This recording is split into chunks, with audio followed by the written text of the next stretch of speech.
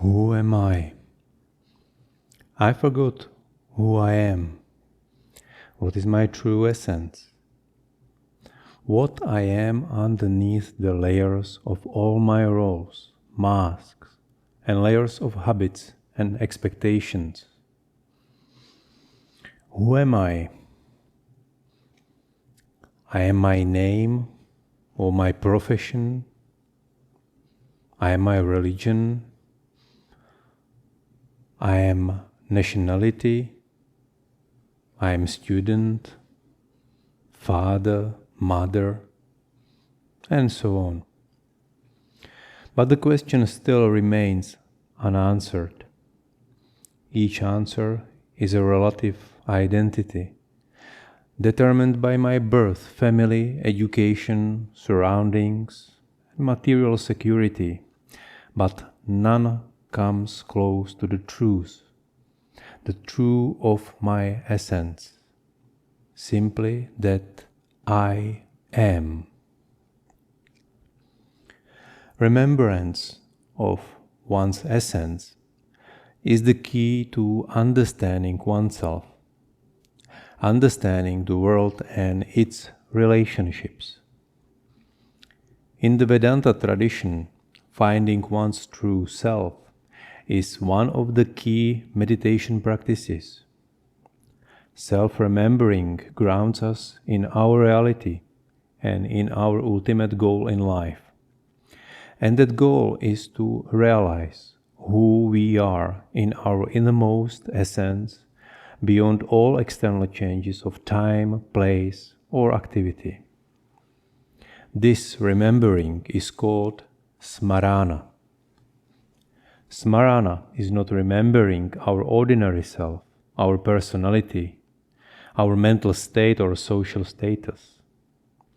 Smarana is not looking back in time at what has happened to us in a past from childhood to the present stage of life. Smarana is remembering our true nature and essential self, which has nothing to do with the body and mind, with thinking, with emotions and feelings. Atma Smarana is the self we were before birth and to which we return after death, and in which we renew our body and mind in a state of deep sleep. It is the self that still lingers in the center of our being, the spiritual heart. In the Vedic texts, such recollection of self is called Atma Smarana. It is remembering of our true self, our Atman. It is not Ahamkara Smarana, which would be just remembering our personal self or ego. We all have the experience of the inner self and unity consciousness, oneness, during the peak experiences of our lives. Moments of peace, creativity, love, and insight. But we do not know how to fully discover it and be in it. Rarely is it more than an inspired insight, a glimpse that we cannot sustain permanently, however much we might wish to. In order to remember our true self, we must let go of our outer self and ego, which is an invention of the mind and the influences of the outer world. This is difficult and daunting because we have so many needs, demands, and desires to pull us out and distract us. It takes great strength of detached attention to stay in a state of self-awareness. But once we have tasted its peace, ananda, bliss, true inner joy and oneness, we can use this experience as a means to return to it. The calm of self-consciousness absorbs all other mental states. In remembering one's essence, there is no memory content, and all memories are only of superficial value. It can take us beyond the deep-seated traumas and attachments of the mind and purify us of psychic afflictions. Smarana takes place in the negation of thoughts and silencing of the mind, not as another activity of the mind. True recollection requires that we forget everything except our innermost essence of consciousness. It means remembering who we are in a deep state of sleep, who we were before birth and what survives death in us. We must remember who we are in ourselves, who we are in the present of being, not who we were in the past in the realm of becoming. It is not a matter of remembering who we are in the eyes of others or how the camera or screen represents us, but who we are as the inner witness, observer of all that we experience that no one can see as an object. Self-remembering is not a form of psychological analysis or an examination of our past memories. It is casting off the shadows of our past psychology in order to see the light of consciousness in the present. You can leave your outer limited and problematic identity of self at any time and return to that pure identity beyond name, form, and action. But to do this, you must turn steadfastly inward. It cannot be sought in the world. Yoga, according to the Yoga Sutras, can be defined as self-knowledge, which is remembering the Purusha or the seer, the sage within us. The thought of the self is the root of all other thoughts. So Smarana is tracing all thoughts back to their origin, in the primordial state of the self, who we are in time and beyond. Remember your true nature.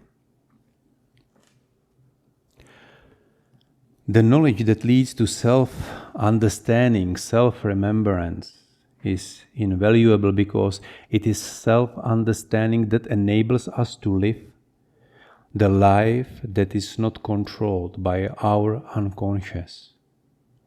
And that is what yoga and all other spiritual traditions are all about. That is why in the yoga tradition, study is considered an important means of self-knowledge. The Sanskrit word for study is svadhyaya, which literally means self, swa, and absorption, adhyaya. It means serious and systematic study of the yoga tradition and of oneself. Knowledge of the tradition and self-knowledge go hand in hand. Traditional scriptures contain the distilled wisdom of sages who ascended to the very peak of self-knowledge, and therefore these texts can contribute to our own self-knowledge.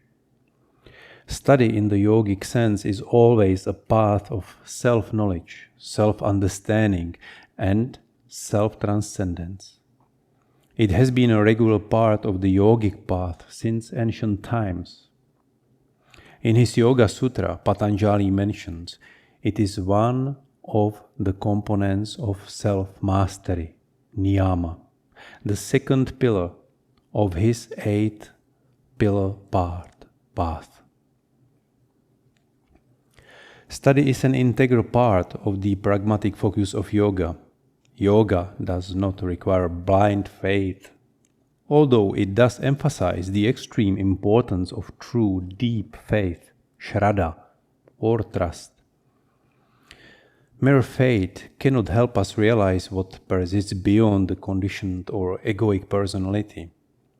On the contrary, yoga has always been intensely experimental and experiential, and study is one aspect of this qualitative approach. In the Vishnu Purana, an ancient encyclopedic work, we read, From study, one should move to practice, to yoga, and from practice to study. The Supreme Self is revealed through perfection in study and practice. Since study is a valid yogic practice, it makes sense to pursue it with the same dedication and consistency with which we should pursue the practice of postures and meditation. Just as the predominantly right brain, though action, approach to yoga has its pitfalls, a pure left brain, thought approach is equally uncertain, if not entirely pointless. Chair yoga is not substitute for real experience. If our practice is only theoretical, so will be our achievements. In yoga, theory and practice form a continuum, like space-time. It requires us to engage fully, as the Buddhists say, with body, speech, and mind. Yoga, as Bhagavad Gita reminds us, is balance, samatva. Therefore, we should engage both cerebral hemispheres when we engage in the yogic path. Recall also that one of the meanings of the word yoga is integration. The ancient scripture Shatapatha Brahman declares that for serious students, study is a source of joy. It concentrates the mind of the student and enables him to sleep peacefully. It also brings sagacity and the ability to control life. What more could one ask for?